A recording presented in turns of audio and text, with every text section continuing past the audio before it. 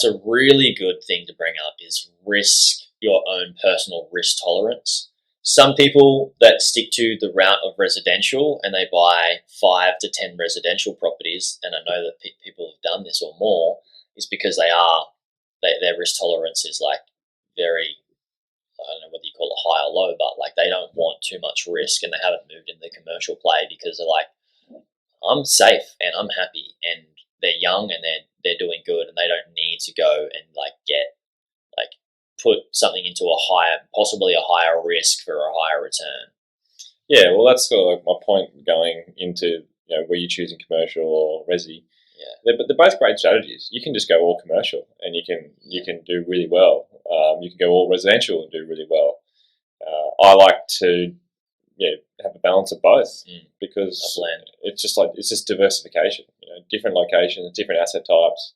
When I invest in shares, crypto, but my main source of, I guess, wealth is property because I've studied it, I've worked in it for 15 plus years. Like, it's just, what you think? Why would you not when you know so much about it? And I'm still learning every single day. I mean, it's crazy you said this before. It's like how much you learned in the last 5 years. Imagine where you're going to be in 5 years from now.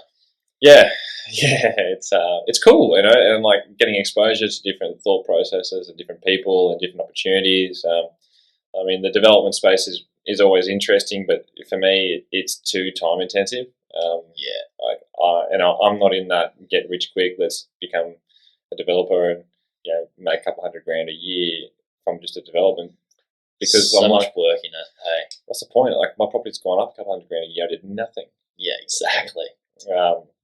But yeah, so going back to the commercial side, the residential component, generally speaking, will increase in value, throughout the compounding effects of time over commercial. Whereas the commercial will have that greater income. So you'll reach your passive income target faster through commercial. However, if it all went to, you had to sell everything, in 30 years' time, the chances are you'll have more wealth in your net wealth in residential, but then you've got to figure out, well, what is it that you're actually trying to achieve? That passive income target, from my perspective, is quite important because it frees up your time for you to enjoy what life is about. And it's not about working, it's not about investing, it's about you just making the most of the time that you have on this world, which we don't know how long we actually have. Yeah, exactly. You can do so much more with the income coming in than it's sitting in, capital within a property, capital growth within a property, or equity within a property. The way I think about it is like the feeling of knowing, like, it's very different. Like the feeling of knowing that you may have 10 residential properties and you've got a fair bit of equity in all of them, and you could pull that equity out and use that for cash to fund your lifestyle or whatever, but at the same time you're going to have to pay off that in interest, whatever you take out as well. Or you could sell down some, and then you can get a bit of a cash and you can use that to live. That feeling, I believe, is very different than owning a property and knowing it's giving you, or a couple of commercial properties, and knowing it's giving you enough cash flow to live the life that you want without having to take anything from anywhere. And I think that feeling, that emotional feeling of just going like, oh yeah, I've got this amount of cash that I need to live this sort of lifestyle, is so different than having it in equity or in a multitude of properties that you can't sort of touch, I guess.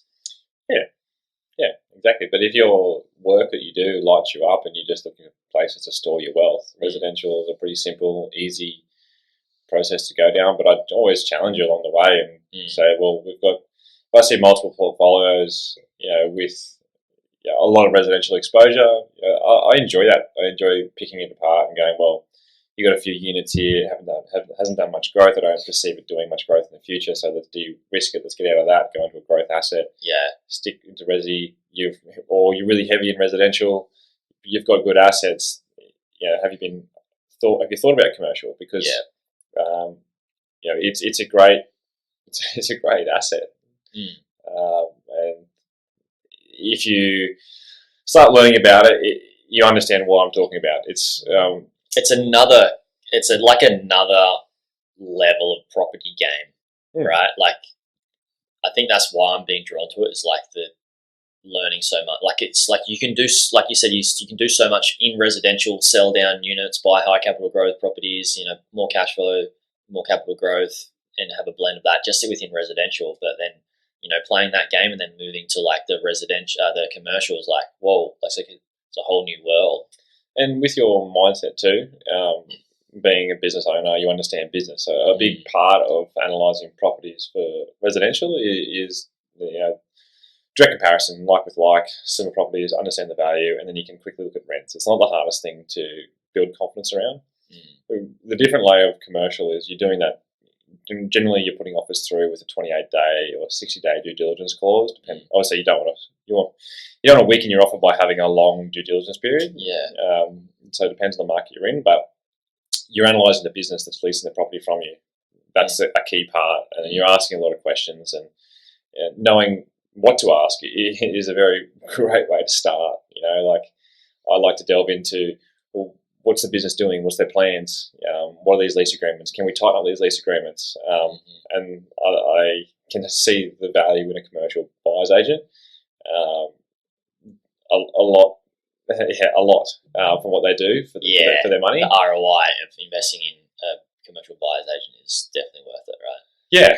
The hard part is that there's a number of them out there. There's not as many as residential, but even though, like everything, the ones with the biggest marketing campaigns and the largest market exposure, they may not be the right ones for you because they've got so many people in the books. You've got this long wait time, and you're just in the number in the queue. We've experienced that, haven't we?